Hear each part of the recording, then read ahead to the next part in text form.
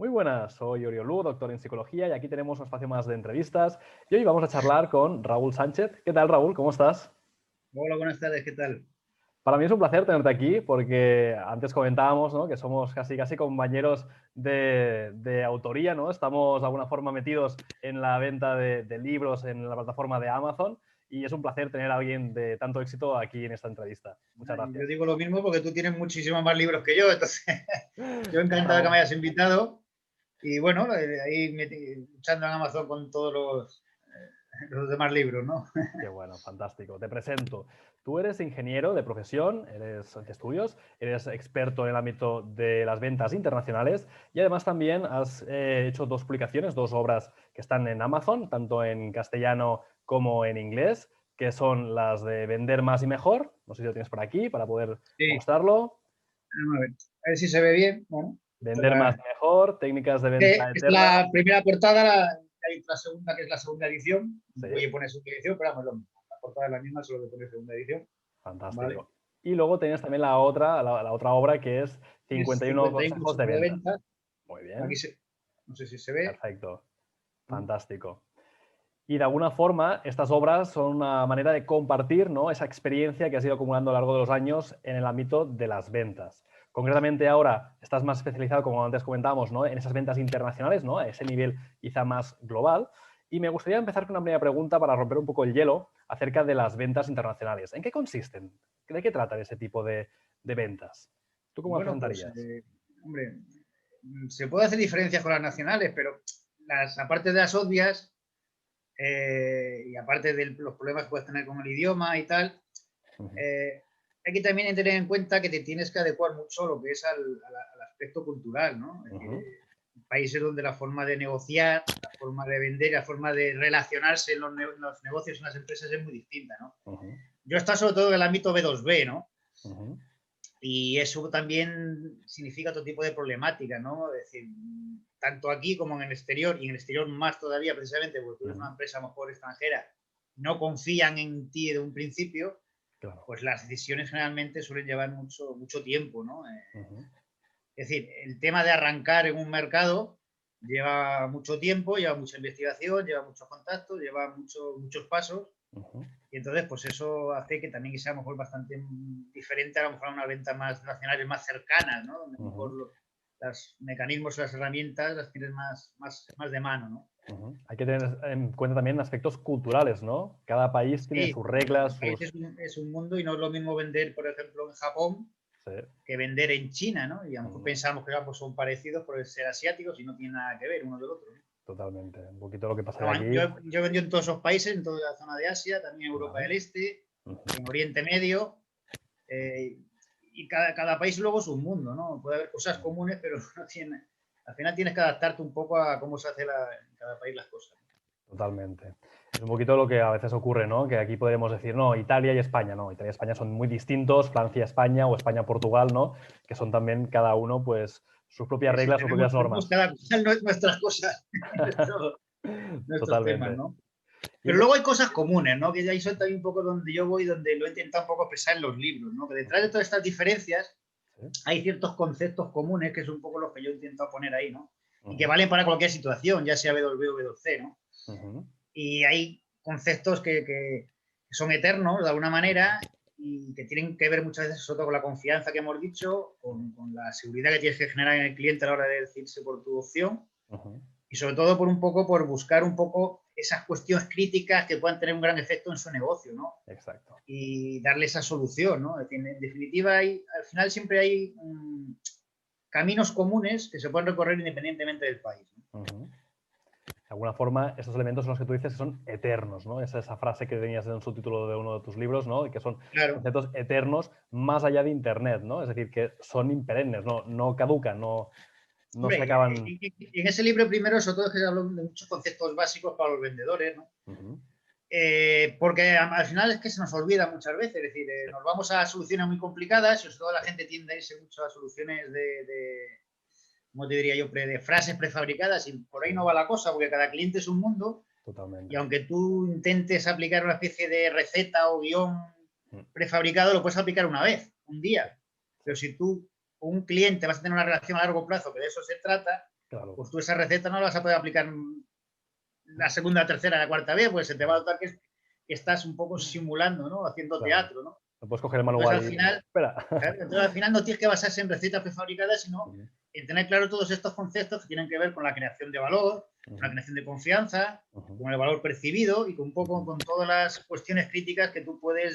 llegar a descubrir de sus necesidades, sus problemas y, y del tema este de la fidelización de clientes y otras muchas cosas más que se nos acaban olvidando y nos vamos un poco a recetas complicadas hoy en día con toda la tecnología, pues a buscar programas y cosas y al final se nos olvida vender, se nos olvida lo básico. Totalmente. Hablando de este básico, ¿no? Uno de los elementos que has mencionado es la confianza, ¿no? Esa relación que establecemos con el cliente o con la clienta. ¿Qué determina que haya una buena confianza, que se haya consolidado este elemento? Determina muchas cosas. Hombre, es decir, no hay un solo paso ni hay una receta milagrosa, ¿no? ¿Vale? Pero desde luego una de las cosas que lo determinan es que luego cumplas lo que prometes, ¿no? Es decir, Ujú. que tú puedes prometer mucho y luego no cumplirlo, entonces ahí ya la confianza se acabó y ahora por ese cliente no vuelves a hacer nada más, ¿no? Claro. Pero también tiene que ver con las expectativas que generes. Y si te Ujú. pasas de generarlas, pues Claro. tampoco es bueno. Y si te quedas corto, también es malo porque se puede ir a la competencia. Entonces, en definitiva, tiene que haber un equilibrio, ¿no? Entre lo Exacto. que tú intentas vender y las expectativas de lo que estás ofreciendo, ¿no? Totalmente. De alguna manera, cuando estamos vendiendo, estamos ayudando a la gente, ¿no? A veces el concepto de ayudar como una forma de acompañar a ese cliente, esa clienta en una buena elección, en una buena situación, en el hecho de que pueda suplir una necesidad o un problema, ¿no? Que pueda llegar a superarlo, es una forma también de romper, ¿no? Con ese estigma, ese estereotipo de la venta. ¿Tú crees que aún hay Eh, estereotipo de venta, del hecho de Sí, vender? vamos a ver qué decir. Los clientes, todos somos, hay que partir de dentro hacia afuera, ¿no? Y de Sí, dentro hacia afuera me explico que todos somos vendedores, pero también todos somos clientes, ¿no? Y exacto. como clientes, yo mismo y todos nosotros, tú también, pues Sí, desconfiamos. sí, sí, Desconfiamos de todo el que viene a intentar vendernos algo. exacto. Entonces, partiendo de que tú tienes que poner en lugar del cliente, porque tú también eres cliente y tú también compras cosas todos los días, Sí, a partir de ahí es donde tienes que darte cuenta cómo hacer para precisamente no dar esa idea de alguien que le va a vender, sino alguien que le va a ayudar, ¿no? sí, Oye, el cliente no es tonto, ¿no? Y se da cuenta y lo vuela a la distancia y entonces pues tienes que huir un poco de esa imagen de vender a toda costa, ¿no? ujú, totalmente.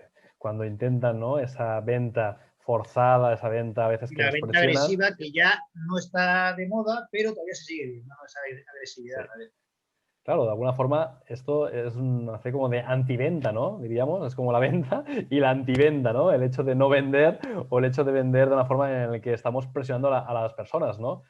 Claro, en ese Claro, tipo de pero ventas el que perdemos no la presione no confianza. significa que no venda. Quiero decir, es que tampoco hay que llevarse el término contrario y tener miedo a vender, ¿no? Quiero decir, Claro, no tienes que tener miedo de decirme que te voy a vender esto, claro. pero que tampoco sea una forma agresiva, pero también que no se te olvide por cuando hay que cerrar y cuando hay que, en fin, un poco darse cuenta de que la fruta está madura, ¿no? Es Exacto, decir, lo de vender sin vender, pero sin olvidarse de vender. exacto. Es una forma de que haya un equilibrio, ¿no? Tal vez, que haya un punto en el que todo esté en su justa medida, ¿no? En su justo punto. Claro, porque luego también pasa que, por ejemplo, en B2B hay el proceso es lento y hay muchos hitos dentro del proceso, ¿no? Ujú, Y las decisiones no se toman en 2 días, se toman en muchos, pero a lo largo de todo el proceso hay muchos mini cierres, por decirlo de alguna manera, ujú, para avanzar el embudo de venta, avanzar la oportunidad en el siguiente paso, ¿no? Quiero exacto. decir, aunque no es un cierre final, pero tú avanzas al siguiente paso, por ejemplo, si consigues que el cliente acepte hacer una demostración del producto, que es un Ujú, mini paso para el siguiente paso. claro, A lo mejor el siguiente paso es que se estandarice ese producto dentro de la empresa, que se acepte dentro de los posibles proveedores. Hay diversos pasos ujú, que hay que ir siguiendo y son mini cierres a lo largo de todo el proceso, ¿no? totalmente. Entonces ya no es solo cuestión de un cierre final, ¿no? Hay muchos mini cierres a lo largo de todo ello. Es un proceso, es una especie como de Claro. relación que se va creando, ¿no? Se va gestando una relación con ese cliente, con esa empresa, hasta que llegamos al punto de la venta, ¿no? Pero te digo que no es la venta, no es solo el cierre, ¿no? Es un poco Ujú, la idea. exacto. Y también, Raúl, tú mencionas mucho la idea de la fidelización, ¿no? Esa posventa, ese seguimiento, ¿no? Esas charlas o esa comunicación que se produce después del cierre, ¿no? Después de esa parte de venta, ¿no? ¿Es importante todo Claro, esto? forma parte, el servicio por venta forma parte al final, por decirlo de alguna manera, ya no es cuestión de venta por venta, ya es cuestión de experiencia del cliente, ¿no? Y empieza incluso antes de la venta, y durante la venta y después de la venta. Al final, la experiencia del cliente es global, ¿no? Exacto. Porque el cliente no, desde fuera adentro, él no ve que haya un servicio por venta, no ve un departamento de marketing, un departamento de ventas separados. Él ve la empresa en general, claro, y el producto en general. Exacto. Entonces, lo que debe importar un poco es la experiencia esa global, ¿no? Y dentro de esa experiencia, pues está también el servicio postventa, pero que no es el único, ¿no? Es decir, también ese servicio tiene que darse antes de la venta por parte del vendedor, en asesorarle bien, en querer ayudarle bien, en darle el presupuesto, no retrasarte en dárselo mucho tiempo. Eso me ha pasado a mí muchas veces cuando vas a comprar. A veces se retrasa en darte un presupuesto meses y esto no puede ser, entonces pasa de él, ¿no? Claro. Es decir, antes de la venta, pues también hay un servicio y hay una experiencia de cliente. Y durante la venta igual, ¿no? Guiándole tú al cliente a cómo seguir tu proceso de venta, ¿no? Que no tiene por qué saber cuál es el siguiente paso en tu proceso. El siguiente paso es, pues vamos a ver este contrato, redactar un poco, ver qué punto estamos de acuerdo o no, para poder firmar el contrato, ¿no? Pero si tú no se lo explicas cuál es el siguiente paso, pues nos quedamos ahí un poco parados, ¿no? Totalmente. Que tiene que haber también un servicio a lo largo de todo el proceso, que no solo el de postventa. En mi humilde opinión, vamos. ¿Y tú, Raúl, cuál crees de los consejos que mencionas, ¿no? Porque tienes también una obra, un libro donde te centras concretamente en dar 51 consejos, ¿no? De ventas, ¿no? Para ti, ¿cuáles son aquellos que más te gustan? A lo mejor hay muchos, ¿no? Porque 51 también da para mucho, pero ¿cuáles son aquellos que tú crees que son como esas perlas o esos son puntos importantes? Tampoco digas muchos, ¿eh? Porque no queremos hacer spoilers. Hay muchos muy importantes. Por decir alguno que es muy importante, ya hemos citado uno que es el de tener un proceso de venta, ¿no? Muy bien. Pero tener, aparte de la empresa, que lo tenga claro el proceso, que tiene que tener claro y quién y cómo y de qué manera se hacen todos esos procesos que hemos dicho, ¿no? Sí. Tanto los de prospección, los de propuesta, los de negociación, los de cierre, los de cómo se concierta las entrevistas, la propuesta de valor, el desarrollo de la oferta económica, la presentación de la solución o del producto, ¿no? Todo este tipo de pasos, la evaluación posterior de esta propuesta, las demostraciones en caso de las hayan, luego cambios, todo esto tiene que estar por escrito de una manera dentro de la empresa como un proceso que hay que seguir para que el vendedor tenga claro en qué punto de la oportunidad está. Pues si no, está perdido, de decir en dónde estoy. Y a partir de ahí, ver qué pasos siguientes son necesarios para llevar la oportunidad a buen término, ¿no? Identificando cuáles son las personas que toman la decisión, las posibles objeciones, todo este tipo de cosas tienen que estar de una manera predefinida, ¿no? Vale. Otra cosa muy importante que no se suele hacer bien es la de filtrar las oportunidades, ¿no? Es decir, decir que no. Esto es un poco la parte complicada y tú lo sabes, es decir, a un cliente decirle que no en un principio a una empresa es difícil, ¿no? Sí. Pero muchas veces hay que hacerlo. Muchas veces hay que hacerlo pues porque o no es tu tipo de cliente. Exacto. O porque tu propuesta no se adapta al 100% a su necesidad. Totalmente. O porque ahora no es el momento para trabajar con ellos. A lo mejor lo puede ser dentro de unos meses, dentro de un año o dos, pero ahora mismo o no tienen presupuesto, o no tienen la necesidad tan específica de tu propuesta, pero eso no quita que no les atiendan, ¿no? Es decir, les puedes atender dándole valor en un principio para que el día de mañana se acuerden de ti y el día que sí tengan esa necesidad o el día que sí tengan presupuesto o el día que sí se junten las circunstancias temporales, porque ahora mismo no es el momento adecuado, pero más adelante lo puede ser, como puede pasar ahora con el tema del COVID, ¿no? Que ahora muchas empresas están paradas y no inician proyectos nuevos, pero en un futuro lo van a hacer. Claro. Si tú le das un valor, pues en un futuro te estarás en su cabeza como una de las posibles opciones para esa solución que estás proponiendo, ¿no? Totalmente. Entonces es muy importante lo de decir que no en un principio cuando no es posible hacer una venta hoy, pero sí plantar para el futuro, ¿no? Hacer un poco la labor de maduración para un futuro, ¿no? Exacto. No simplemente al cliente, pues como no es un cliente que va a comprar hoy, mandarlo al fondo del CRM y olvidarte de él, ¿no? Luego está todo el proceso que hicimos de maduración de ventas, de marketing de contenidos, que tú les vas un poco llevando hacia tu solución, ¿no? Con el tiempo. Pero al principio tienes que filtrarlos y filtrar oportunidades y a todo el que te pide una oferta no decirle que sí directamente, no hay que averiguar más, ¿no? Claro. Averiguar más, bueno, a ver, una oferta, ¿por qué? ¿Qué es lo que necesitamos? ¿El por qué necesitas esto? ¿Por qué sí o por qué no? A lo mejor yo te oferto y perdió tiempo yo y tú no necesitas esto. Exacto. A lo mejor necesitas un producto de la competencia incluso. Sí. Y aquí el hecho de recomendar la competencia, incluso aunque parezca algo ilógico, ¿no? Puede ser también un gran punto. Precisamente eso ¿no? da muchísima confianza. Exacto. Sobre todo si lo haces de buena fe, ¿no? Que se note Totalmente. Mira, yo es que no te puedo ayudar ahora, pero conozco a quien te puede ayudar. Si no, la competencia es cualquier A la otra persona. gente que tú puedas conocer que les pueda ayudar. ¿Sabes? Totalmente. Entonces, pero a veces hay que decir que no. Y el decir que no para que no se te llene el embudo de miles de ofertas que no se van a cerrar, eso Claro. pasa mucho. Sí. Se te llena de ofertas, ofertas, ofertas y no se cierra ninguna. O muy pocas. Y muchas es que no se iban a cerrar nunca en realidad. Exacto. No había que haberlas iniciado. Exacto. Y tanto.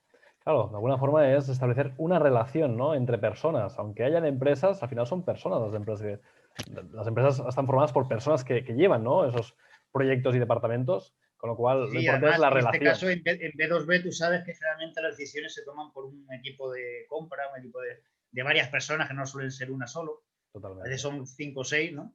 De Exacto. media, que toman las decisiones, no suele ser solo uno. Y Totalmente. entonces, pues al final, aunque sean en negocios entre empresas, al final detrás de todo eso hay personas, ¿no? Y entonces al final siempre hay una persona que tiene que ser la que diga sí o no. Exacto. Entonces, podemos automatizar mucho todo esto que hablamos de automatizar ventas y marketing y todo este proceso, pero al final siempre, detrás de todo ello, al final acaba viendo alguien que es una persona que tiene que decir sí o no. Alguien No, decide. no puedes obviar que al final hay personas. Y como tales, Exacto. pues al final son relaciones, como tú bien dices. Totalmente.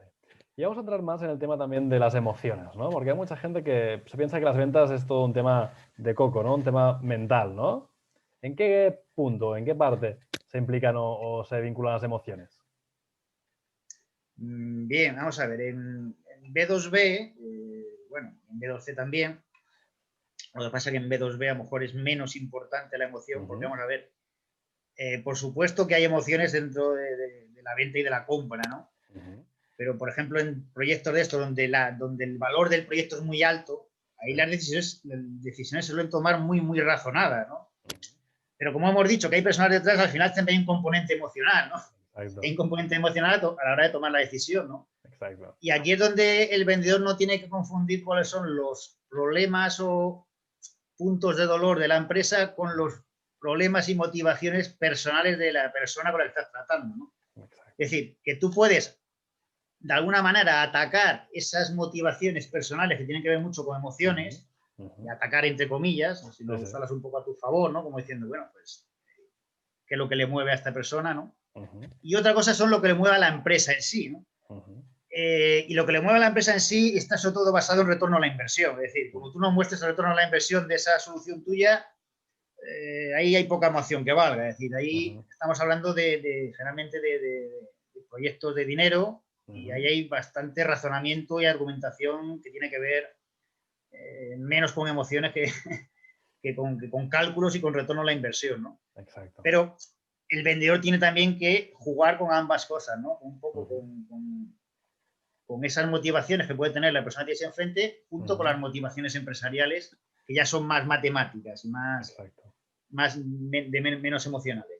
Volvemos entonces, Raúl, al elemento del equilibrio, ¿no? Ese punto de gestionar los distintos tipos de elementos, ¿no? Ese tipo de factores, ¿no? Que haya ese equilibrio entre mente, corazón, entre los datos y las personas. Claro, lo que pasa es que, bueno, esto es un poco, tú sabes muy bien, que al final es un poco, no hay una frontera, ¿no? No hay una frontera Claro. y tienes que detectarlo, ¿no? Tienes un poco que saber, un poco también leer entre líneas a veces lo que dicen y lo que no dicen, ¿no? Claro. Y en lo que no dicen a veces es donde suele estar la clave de las Exacto. emociones estas que hablamos. Exacto. Cuando te dicen todo sí, sí, sí y no preguntan o no dicen nada, cuidado, ¿no? Que a lo mejor te están intentando de hacer la cama para que sí, pero luego fuera.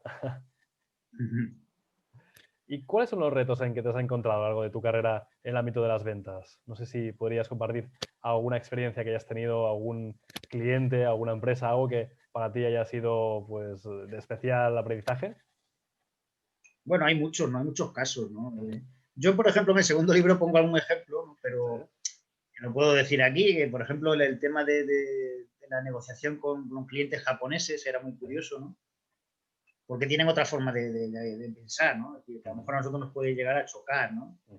Y por ejemplo, yo me acuerdo, que lo cuento en el libro, de que nos enviamos un equipo de demo, de demostración, que se llama, y para un distribuidor, y nos lo devolvieron porque faltaba un tornillo en la base. Y dices, bueno, falta un tornillo, que a lo mejor se había caído durante el transporte, y te lo devuelven. Y tú dices, bueno, pues si lo pueden ellos mismos poner y ya está, ¿no? Pero Curioso. su mentalidad no es esa, su mentalidad es yo te lo mando, tú le pones el tornillo y me lo devuelves. Eso te choca. Sí. Te choca, pero es que eso tiene que ver con la confianza, como diciendo, Claro. es una especie como de prueba, como Claro. diciendo, vale, sí lo puedo poner yo, pero yo quiero ver cómo reaccionas tú y te lo devuelvo. Qué curioso. Suena que... Quiero decir, es una especie como de prueba de confianza, como de, bueno, así, son cosas que hacen. Totalmente. Luego hicieron otras cosas, como la prueba de la Coca-Cola, ¿Sí? que eso era verter Coca-Cola en el equipo eléctrico y a ver qué pasaba. Bueno, eso ya era otra historia, ¿no? Eso ya es otro nivel, ¿eh? Eso de verter Sí, hacían Coca-Cola. cosas curiosas, ¿no? Para probar los equipos, ¿no? En fin. Qué fuerte. Claro, de alguna forma te está demostrando también cuáles son los valores de esa cultura, ¿no? Cuáles son esos elementos que de alguna forma esa cultura o ese entorno, ¿no? Están posicionando como más importantes, ¿no? Están buscando sobre todo primero que tú confíes en ellos y que ellos confíen en ti. Es decir, generar primero esa confianza y una vez que ambos estamos de acuerdo en que sí podemos confiar en el otro, entonces ya sí ya podemos trabajar juntos. Exacto. ¿Sabes? Totalmente. No trabajamos y ya vamos cogiendo confianza, sino al revés, ¿no? Primero tienen mucho tiempo de negociación, mucho tiempo de conocerse, mucho tiempo de hasta que ya por fin, y luego ya entras a saco en el mercado con ellos. Ya van ahí muy bien. Van a muerte. Es otro modelo, pero también supongo que nos tenemos que adaptar, ¿no? Al final es una cuestión de adaptabilidad. De que si tú quieres hacer tratos con esos países o con esas empresas extranjeras, tienes que realmente ponerte, ¿no? En su situación. Claro, hombre, te deja entender que ellos en este caso te iban a distribuir a ti. Ellos iban a enfrentarse a clientes. Claro. Y tenían que demostrar confianza en esa marca que iban a representar. Claro. Entonces, para poder, es como aquí también lo decimos muchas veces, tú para poder vender un producto tienes que confiar en el producto o tener fe en el producto, ¿no? Exacto. Porque si no crees en lo tuyo, pues difícil lo vas a vender. Pues lo mismo les pasaba a ellos tienen que creer en la marca. Y para eso la marca tiene que haberles demostrado que la marca tenía confianza en ellos como posible distribuidor y haber demostrado ciertos pasos, ciertos proceso de conocimiento hasta que ya confiamos uno en el otro para trabajar juntos, ¿no? Entonces, poniéndote en el lugar de ellos, ellos también tenían que confiar en nosotros para poder luego vender el producto, ¿no? Exacto. Y para hacer otra comparación, no sé si a lo mejor has tenido experiencias con otros países para ver también un poquito cuáles han sido esos rasgos culturales o esas formas de comportarse. Bueno, pues es que en cada país es un mundo, ¿no? No tiene nada que ver, por ejemplo, eso, pues yo qué sé, Europa del Este, ¿no? Europa del Este es otro mundo, ¿no? No sabría decirte ahora mismo. Claro, a Europa del Este supongo que aún tienen la mentalidad, han pasado página al comunismo, pero aún hay, ¿no? Una serie de elementos, ¿no? A lo mejor los que son más de antiguas generaciones. Sí, pero sobre todo lo que se nota mucho es el tema de, ¿cómo te diría yo? De que les gusta mucho regarlo todo con vodka y con alcohol. Es decir, cualquier reunión se acaba convirtiendo en vamos a tomar un chupito de algo, ¿no? Pero bueno, eso a lo mejor ya no es tan así como ahora, ¿no? Claro, pero esos en su día elementos sí lo era. son En su día importantes, era claro. mucho así, ¿no? Sí, sí. No, pero también eran más secos a la hora de negociar, más cerrados, pero luego hay otra parte que no solían ser fieles a la marca. ¿No? También dependerá de cada mercado, ¿no? Con el mercado yo me movía no solían ser muy fieles a la marca. No tanto como, por ejemplo, los japoneses una vez cogían confianza sí eran muy fieles, ¿no? Los chinos, en cambio, no. Los chinos todo lo contrario, no eran... todo lo contrario, cuando podían se iban con la competencia, una vez que te han sacado todo lo posible, se iban con la competencia. Son más en Europa del Este quizá, pasaba algo similar, no eran muy fieles a la marca tampoco. No, es decir, no cogían, parecía que sí cogían confianza, pero luego rápidamente se desvinculaban, ¿no? Era más difícil la conexión, ¿no? Supongo a lo mejor la mentalidad mediterránea que tenemos no cuadra muy bien con esa mentalidad más de esa zona, ¿no? Claro. Es que el entorno al final es muy importante, ¿no? Incluso el clima, ¿no? Se habla de que países fríos, ¿no? Formas más frías, países más cálidos, formas más cálidas, ¿no?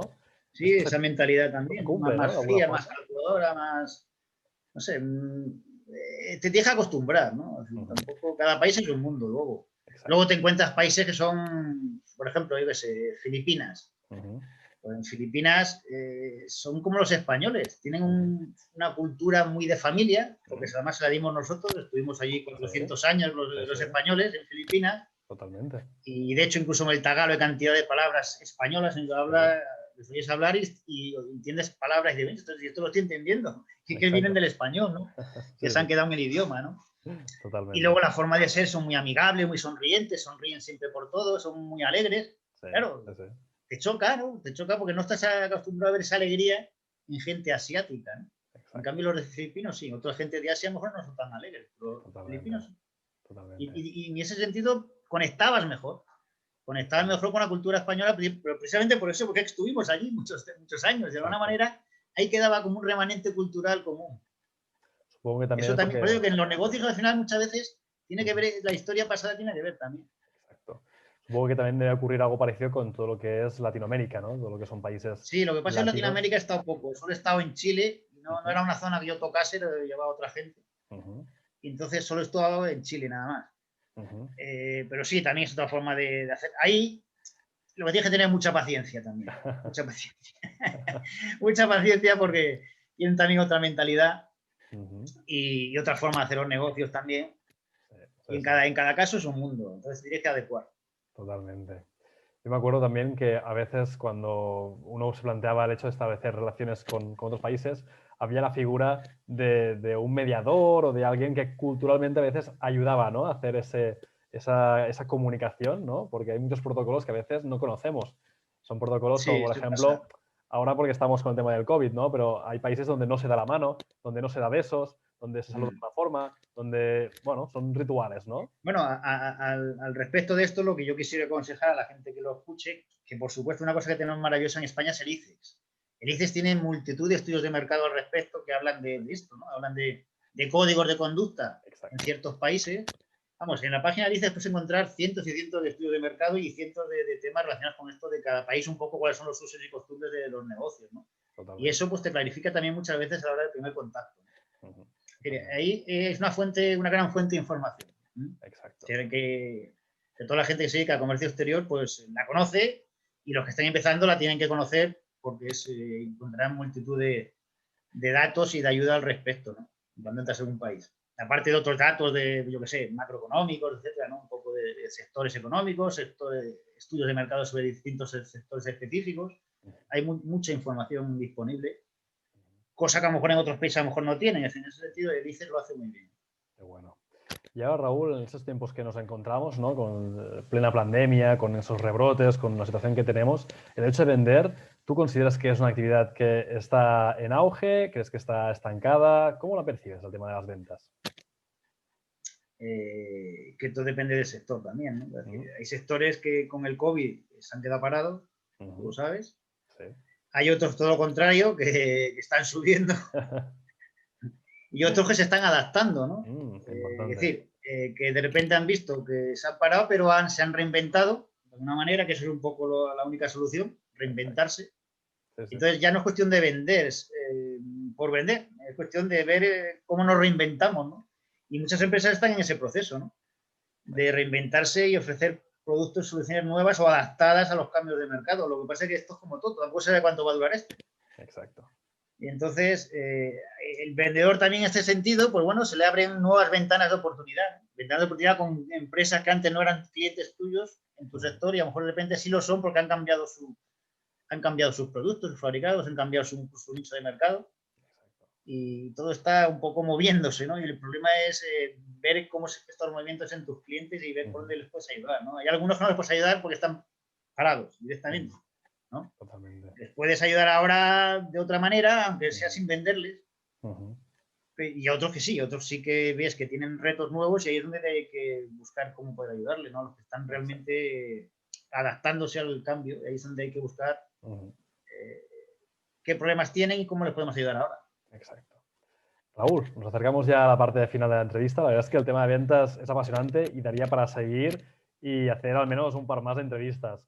Y me gustaría también que pudieses mandar un mensaje positivo, un mensaje quizás de ánimos a aquellos que nos están viendo y que a lo mejor, pues, en el ámbito de las empresas, en el ámbito de ventas, pues están en lo que tú decíamos, ¿no? Un poquito estancados, están un poquito a la espera de adaptarse, ¿no? ¿Tú qué les acabarías de decir? ¿Qué les transmitirías? Hombre, pues que es muy importante la actitud. Es decir, sí, los resultados ahora no habrá, pero si tú sigues, la constancia es muy importante en ventas, como tú sabes, ¿no? Y lo que no se puede hacer es rendir, ¿no? Hay que, como hemos dicho, buscar nuevas salidas, reinventarse y seguir llamando a todas las puertas posibles. No, no te puedes quedar parado. No puedes decir es que echar los balones fuera. La culpa es del mercado, todo está muy mal, todo hay mucha crisis. Sí, pero es que hay mucha gente que sigue vendiendo. Sí. Bueno, pues tendrás que fijarte cómo lo están haciendo. Es decir, a la competencia también la tienes que vigilar, no solo para copiar como pasa otras veces, sino para ver qué es lo que están haciendo y cómo hacerlo mejor, ¿no? Exacto. Es decir, no quedarte parado. Exacto. Lo peor que puedes hacer es quedarte parado llorando, ¿no? Diciendo, está todo muy mal y ya está, no hago nada, no me muevo. Hay que seguir moviéndose y buscar. Hay que ser creativo, más que nunca. Buscar nuevas salidas y Hay que nuevas darle. fórmulas Sí. y darle a la cabeza. Meterte en nuevos sitios que antes no estabas. Por ejemplo, es muy típico ahora, como era el tema presencial, si está parado, pues Sí. todo el tema de los marketplaces digitales, ¿no? Sí, sí, Los mercados electrónicos, a lo mejor tú no estás, pues a lo mejor es el momento de plantearse de meterte muchos comercios electrónicos, de poner una tienda en esos mercados. Totalmente. Para contactar nuevos clientes, nuevos distribuidores, nuevos mercados, es decir, buscar nuevos caminos que antes nos han explorado y explorarlos ahora. Exacto, totalmente. Y otra cosa también muy importante ahora, que hay una medio parada, es el de que antes generalmente no sabe mucho tiempo para hacerlo, es el de formar a tu gente, formar a los vendedores, formar en otros ámbitos de la empresa, a otro personal de la empresa. Es decir, es un buen tiempo para mejorar las habilidades del personal y la formación para buscar esos nuevos caminos. Las formas y nuevas habilidades pueden buscar esos nuevos caminos. Es esto, es un momento de oportunidades, ¿no? Momento de aprovechar. Exacto, pero no quedarse parado. Si te quedas parado, no. Exacto. Pero parados no. Parados seguro que no hay oportunidades. Eso está claro. Raúl, la gente que nos está viendo y diga, ostras, yo quiero hacer ese paso, yo quiero también de alguna forma aprender más acerca de tus obras, de tus libros, ¿dónde puede contactarte y dónde puede encontrar y comprar tus libros? Bueno, yo los tengo en todas las plataformas online. La más conocida, por supuesto, es Amazon. En Amazon lo puede encontrar tanto digital como en impreso. Muy bien. Y luego en digital, en muchísimas otras plataformas, como en la de iTunes, en Google Play Libros, en Kobo. Bueno, en Latinoamérica también muchas plataformas latinoamericanas, como por ejemplo bajalibros.com. Muy bien. En realidad, en todas las plataformas online digital lo he intentado poner precisamente por eso, porque Amazon no llega a todos los países. Hay muchos países donde Amazon no está, ¿no? Exacto. Y entonces, pues en esos países donde Amazon no llega, lo tengo en otras plataformas, ¿no? Qué bueno. Lo tengo que encontrar en todas. Luego, a mí me pueden encontrar en LinkedIn. Perfecto. Principalmente en LinkedIn. Muy bien. Allí me pueden contactar, conectar y preguntar lo que quieran. Y ahí también tengo yo enlaces a todos los libros y a muchos consejos de ventas que doy. Hace poco he abierto un blog de ventas. Bueno. Y ahí también se puede suscribir y recibir consejos periódicamente. Fantástico. Vamos a mostrar una vez más, Raúl, tus obras, los 2 libros que has publicado para que la gente nos pueda ver. Tenemos el de 51 consejos de ventas. Muy bien. Y el de vender más y mejor. Qué bueno, fantástico. Pues Raúl, ha sido un placer. Espero y deseo que la gente que nos está viendo y que nos vea, que de alguna forma gane esa conciencia de que tiene que moverse, como tú has dicho. Esto de quedarse quieto a estar ahí quejándose, mal. Hemos de movernos, ¿no? Darle a esa creatividad, a esas oportunidades para seguir adelante. Pues muchas gracias a ti por la oportunidad y encantado de hablar contigo. Un placer. Un placer. Que tengas un feliz día. Un abrazo. Lo mismo digo. Nos vemos. Chao.